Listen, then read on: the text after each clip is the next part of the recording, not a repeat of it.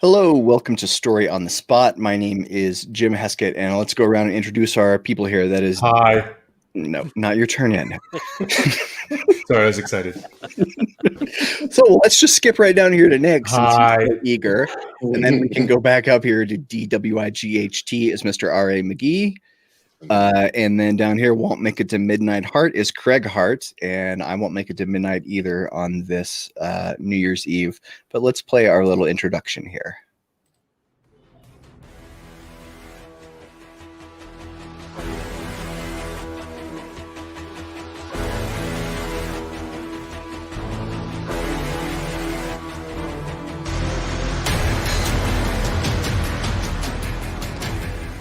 So who here has an excellent New Year's resolution? Anybody? I have one. I think I don't do resolution. Yeah, my biggest plan for the coming year is to start a podcast where thriller authors get together and they make up stories on the spot. I like it. It's pretty good. If you need someone to help, I'm in, dude. Just let me know when to show up, bro. I've been looking forward to doing something like that for a while. Is it the story spot or the spot where the stories happen? Yeah, where the story takes place. Yeah, spot story. Yeah, I'd be in for that. I'd love for there to be a good one. We should definitely start something And I think only 3, so there's probably not room for a 4th. Sorry, Jim. Yeah, that's fine. That's fine. It's okay. I didn't want to go anyway. Okay. Everything's okay. This is fine. Jim is the epitome of that meme where the guy's like looking at the fire and he's sitting in his chair going, "This is fine. This is fine." That's pretty much my real-time experience doing this show live with you guys who deliberately try to derail the show at every opportunity. So we don't deliberately do it. We're just the epitome of trains that keep getting derailed.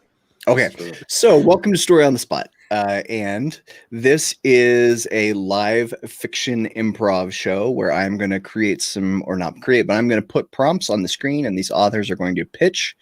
And then you, viewer, will vote on which one you like the best. So let me put our thing here. Oh, and I have a special dedication for this episode I'm going to save it for the end of the episode and it'll be clear why when I do it. This is episode 35. And first we have to take care of a little bit of business. And that's last week's winner. Is Mr. R.A. McGee. Woohoo!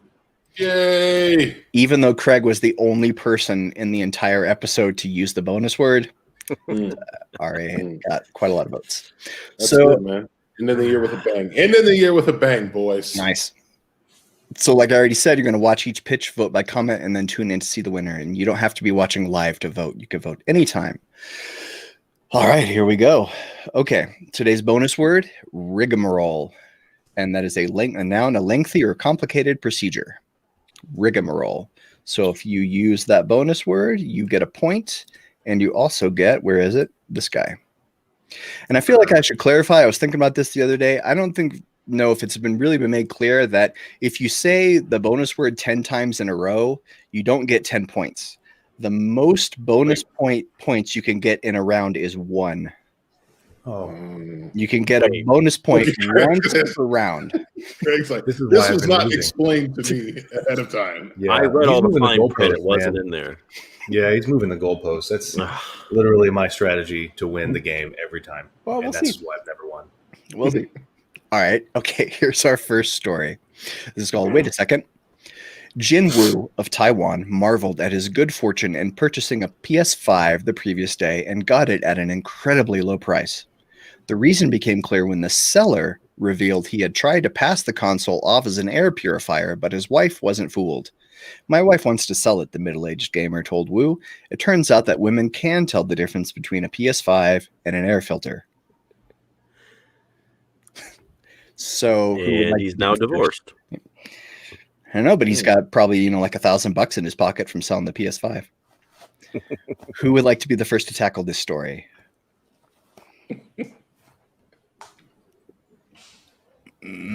Everybody's making faces. Let me get over here. Who's making the most confused face? All right, go. What do you got? Can't talk in my mouth. All right, very good, very good. Hold on. Does somebody have another sip of this Angel's Envy, and then I'll jump right into this. I was like, damn, it's 9 a.m. Then I realized it's not. It's quitting time here, brother. Okay. So this is what's going on here. Okay. This is what's going on here. Our guy. Classic story. I can't take your stuff, man. You got that trademarked, dude. Everyone else does. All my good stories are taken. So copyright infringement violations. So I think this is what's going on. I think that what is really happening is the middle-aged gamer who is selling the console is really a scientist from Taiwan's version of DARPA. Okay. And his whole plan, TARPA. So his whole plan was that he was committing in industrial espionage, right? Like he was really, worked for the Chinese. And, I don't know if you guys are aware, the Chinese has the most piss poor IP laws in the entire world. And so they shamelessly steal people's IP all the time. And so Jinwu is a plant from China working for the Taiwanese DARPA. And his whole plan was that he was going. Sorry, his headphones are making weird noises. It's a stalling tactic, Jim. He's trying to get up the story. I'll fix this. He doesn't know what he's doing. So in any event, he was stealing out trade secrets and industrial espionage against TARPA, right? And so they were onto him, though, and he knew that this was the last hurrah for him. It was the last chance he was going to have to get anything, because he was going to have to sneak into China that evening. Well, his wife is, a little on the overbearing side, right? And so when he came home, all that he had was the PlayStation 5 that TARPA was disassembling, to kind of work on and stuff. So he hid all the secrets in the PlayStation 5, and he came home, and his wife was like, "You didn't actually buy that PS5, did you?" And he goes, No. I swear I didn't buy it." And she goes, Are you lying to me? And he goes, "No, it's an air purifier. The air's bad here. It's an air purifier." And so she was a little suspicious of it, but it turned out that she sniffed through the deception. And so he's having to sell it now to Jinwu just to save face with his wife. But he has some of his TARPA Commandos coming later to retrieve the information and smuggle him into China. So that's what's going on right now. Very nice. Thanks, RA. TARPA Commandos is definitely our first contender for an episode title. We put this back up here, and now Nick and Craig have had ample time to come up with brilliant story ideas. And I had nearly enough time. I can't wait to see what they are going to pitch to us. All right. What we got here is a classic nanotechnology story about nanotechnology, actually. And the nanotechnology is technologically nano. As one does. As nano tends to tech. So this nanotechnology, if you missed anything, RA, I just said nanotechnology about 15 times. It's really just it's the anticipation. I'm building it up. Yeah, it's not about nanotechnology, actually. I don't know why you would think that, but that's kind of it's like it's in the prologue.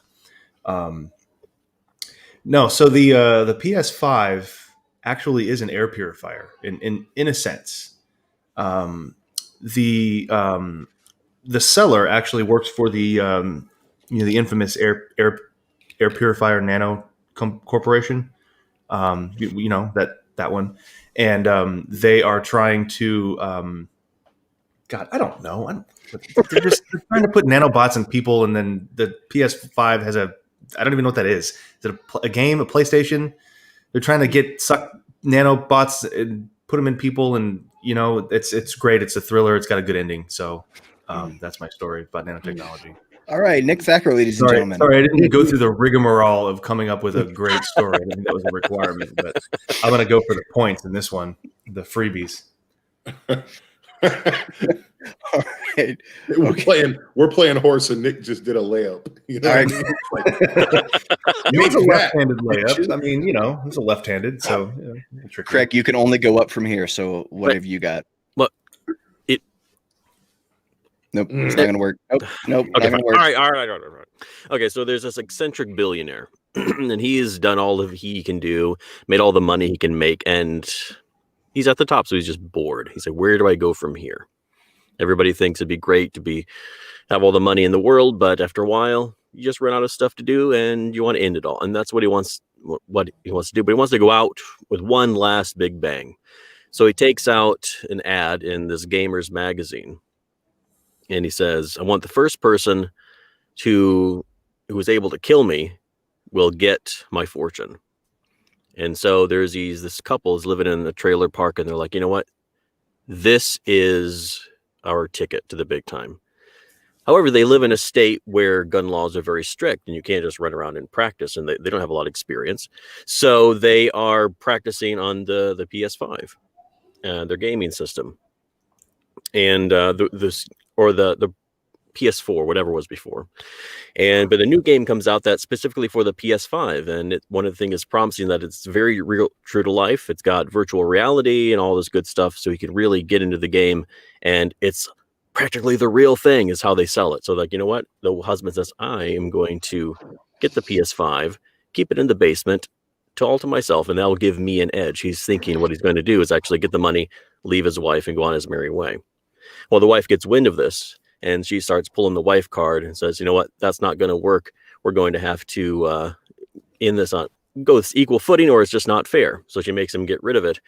But what happens is that he goes out, puts it out in his shed to practice late at night. But the wife is one step ahead of him. She's planted a bomb in the PS5. So he goes out to practice. He turns it on. Boom. And she's able to go and kill the billionaire, get all the money. And she has a little side piece of her own, unbeknownst to him. So it's kind of a double cross, if you will. Very nice. Thank you, Craig.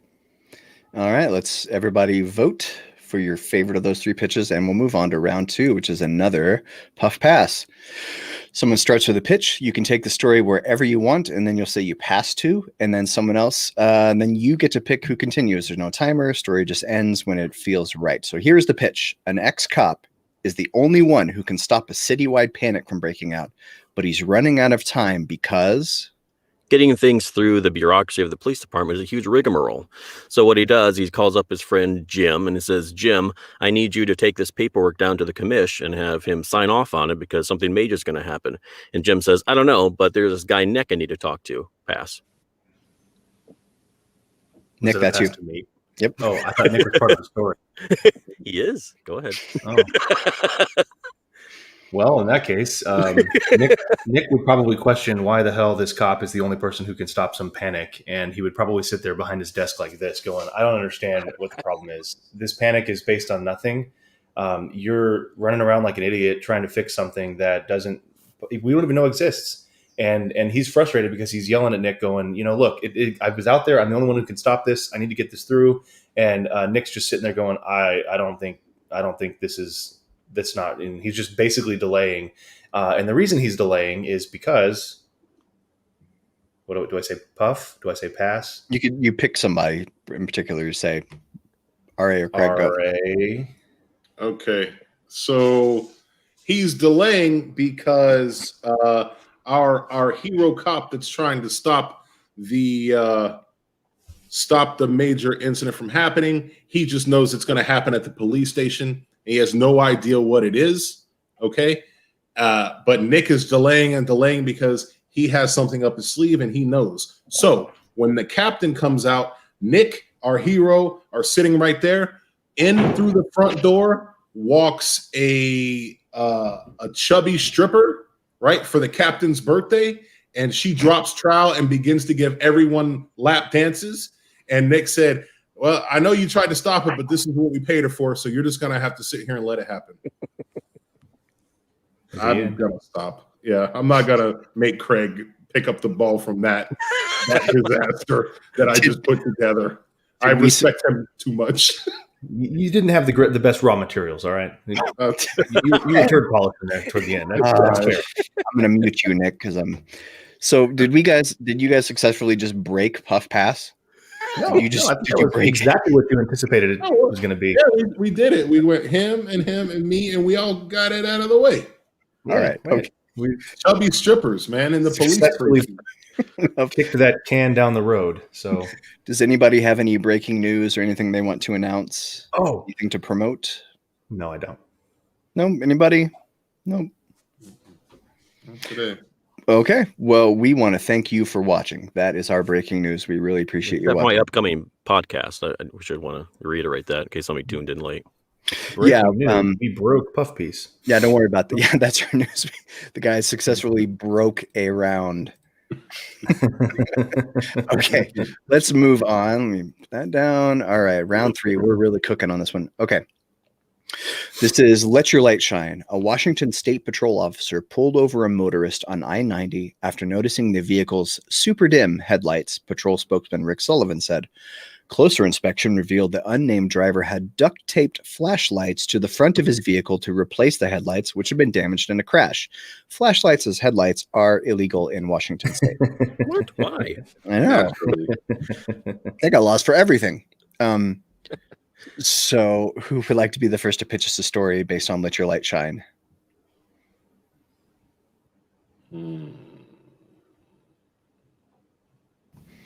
Everybody's got the end of the year writer's block, I guess. Oh, no, I'm getting started early on 2021. This is how I'm going to be all next year. Let's get it out of the way.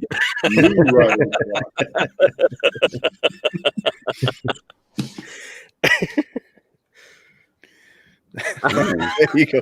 Nice. RA has an actual writer's block. Yes, my kids gave me this, and they didn't even have the good decency to give me some ideas in here. It's just a blank book with nothing. I'm going to one up that.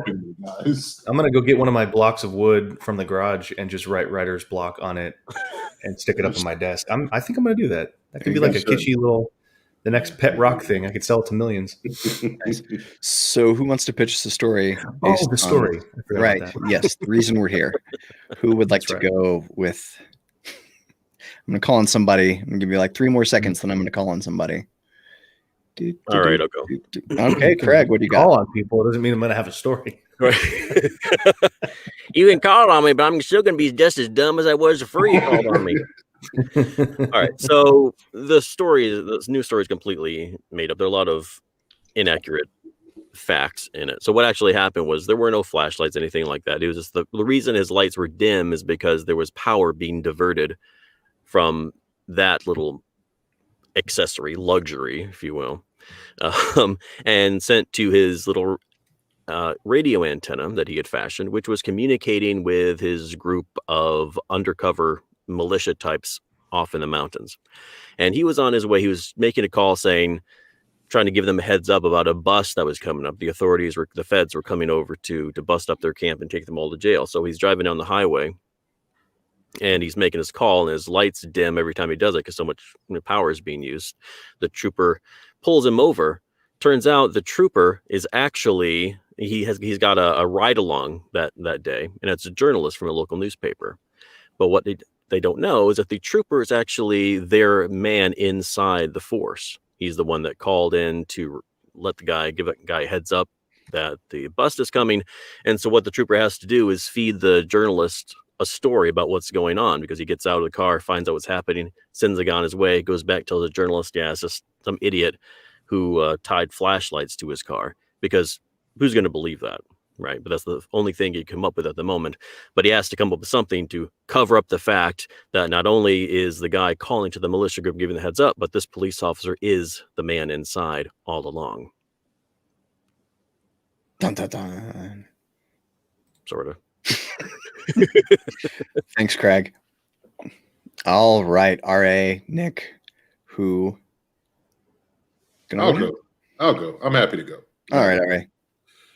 So the Pacific Northwest has some really interesting properties that we don't often talk enough about. So for instance, if you mention Bermuda, like people are immediately going to think of the Bermuda Triangle. If you talk about the Nazca lines or Stonehenge, people are going to think about stories that are associated with those. But the Pacific Northwest is also a hotbed for supernatural activity. And this one centers on Gigantopithecus, right? Which is the name of, Bigfoot, right? And, the theory being that he migrated across the Bering Land Bridge from Asia and then down the western part of the North American continent and settled in the lumber-rich region of the Pacific Northwest.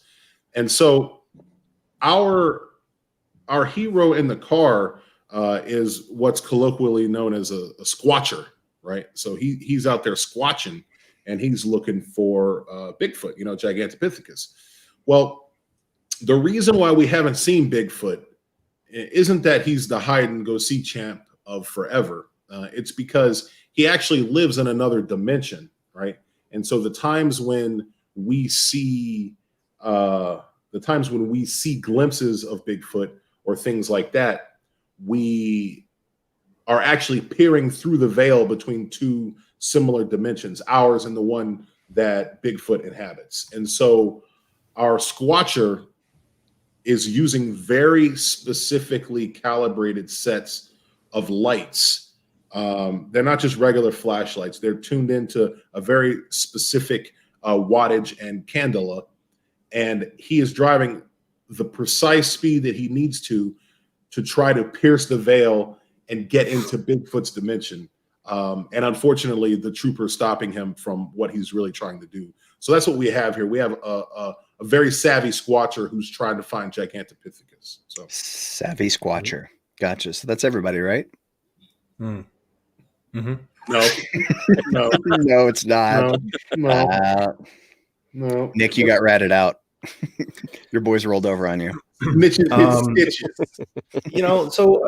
is a classic. Where's the camera? Where the hell? Okay.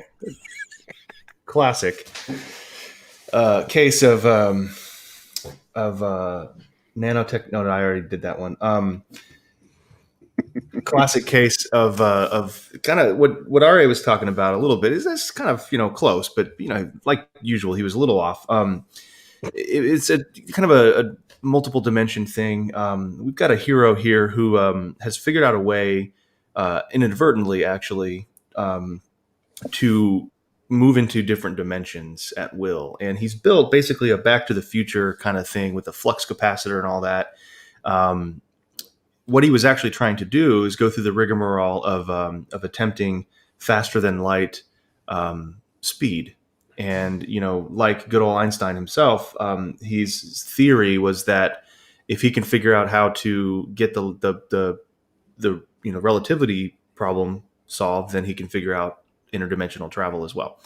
Faster than light travel as well. Now, what happened is none of that worked, but he did figure out a way to get into different dimensions. And so what happens, the reason for the reason for the story, the cop pulled him over, and he's not actually driving a car. It's his Back to the Future time machine, because, of course, because it's a throwback kind of thing for him. It's just he had to use some kind of machine, so he might as well make it look like the old DeLorean.